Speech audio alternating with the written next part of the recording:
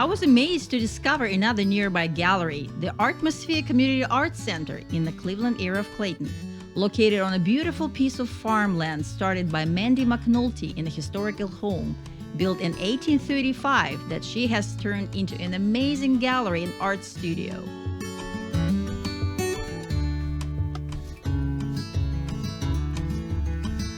How did you come up to be a gallery owner?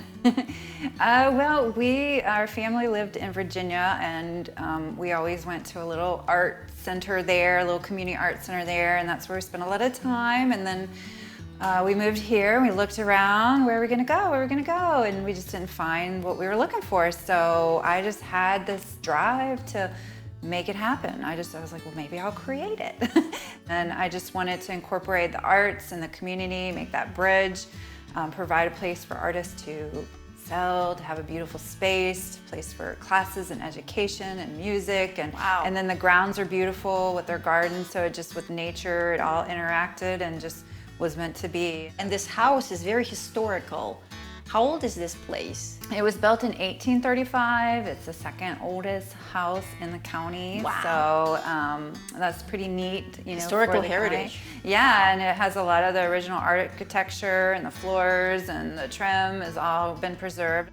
Do you experience that something happened, like you have to work harder right now, or what's happening now? It was, I like to look on the brighter side of things when I look at this, because and there was a lot of things that weren't great about 2020.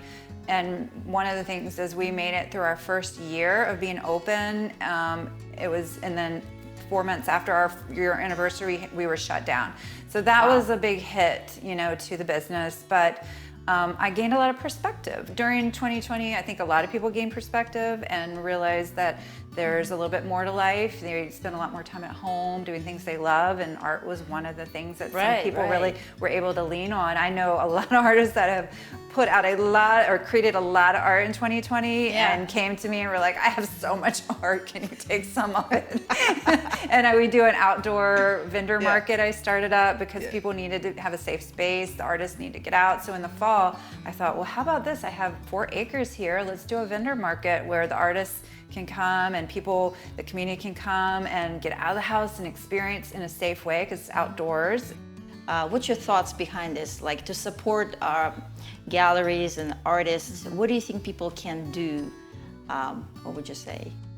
If somebody's just a regular person who isn't necessarily real familiar with the arts or doesn't know a lot about it, they could support the arts more through like just a progression of getting to know, like attending some of the events, like a vendor event or an artist reception, and kind of experiencing what art is like, and kind of take it in steps, like just meeting artists, getting to know them, finding out their passions, making connections, and then you might find that anybody can be an art collector. It doesn't have to be somebody, that has a lot of money or that is a certain established person, in their life where, okay, now we can collect art now that we're retired or that we have this job. You can start at any age and you just have to experience it. So I think if the community kind of could open their minds to that connection, go into the galleries, just visit. You don't have to buy anything, but you might find that being part and learning the art community and learning more about the artists, and then you might feel inspired, and at some point a piece of art may be like, I need that, I want that, because of that inspiration or that connection you've made. And then before you know it, you may feel more comfortable shopping for art and making and supporting the individuals that make it, because it really is their passion, and it's a way for the community and the artist to connect and make that, there's that bridge when the community reaches out and the artist is reaching out.